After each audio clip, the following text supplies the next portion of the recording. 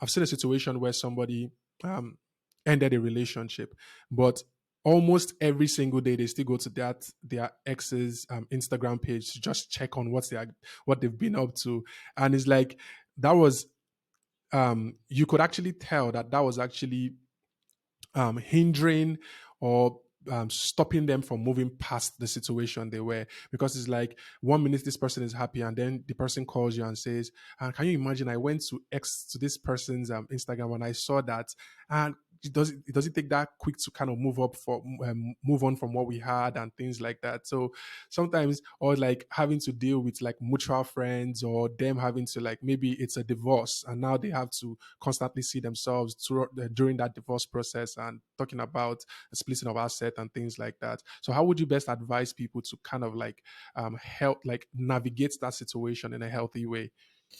Who I don't even know if I will call everything about that traumatic. I think it's that it can't fall under the umbrella of something that is traumatic, but who the need to, or the compulsion to, say, stalk an ex or check up on what the ex is doing, it comes from different places.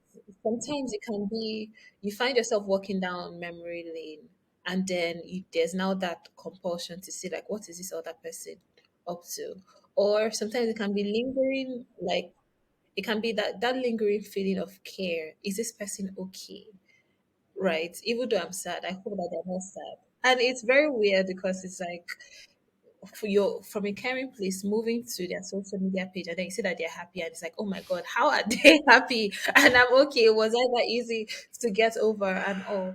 And, like, I think it starts from recognizing what are the prompts that lead you to go there. What are the things that prompt you to go to their page? Whatever it is that is the motivation for that, right? Can you replace that compulsion with something else? Say, when you notice that you actually care about this person and you're worried and all of that, do you want to journal your questions down and like write a letter that you probably never send? And just, or sometimes it may even help to just say it out loud, like, oh, hey, I'm thinking about you. Or it may not even be a call. I'm not saying call them, but just like say, like, give space to your feelings and like, I'm thinking about this person and I hope that they are okay, right? And sometimes it helps to block the person. So I've seen instances where the blocking is not even from a malicious place. It's just like, oh hey, I need to install some self care guides or some self care boundaries right now, and that looks like digitally blocking you, or across all social media, at least until I am in a good place.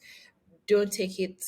It's not a malicious thing. I just want us both to like heal until we are past this phase of our lives, so that the other person, if it's a relationship that you still want to preserve, the other person knows that this is where you're coming from.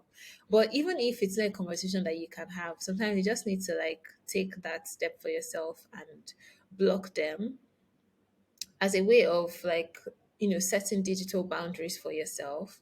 And then whenever it is, years from now, months from now, whenever, you can now unblock them, right? But I think step one would be like finding out what is it that prompts you to go there, because it's not necessarily that you want to, you don't want to harm yourself by going there. You don't want to be angry, you don't want to be triggered, you don't want to be all of these things, but yet you find yourself doing these things. Identifying the root cause of that, and then replacing the answer to that root cause with something else, replacing that behavior to something else, recognizing that there are other ways to respond to that prompt rather than stalking them. That is like one way to go about it.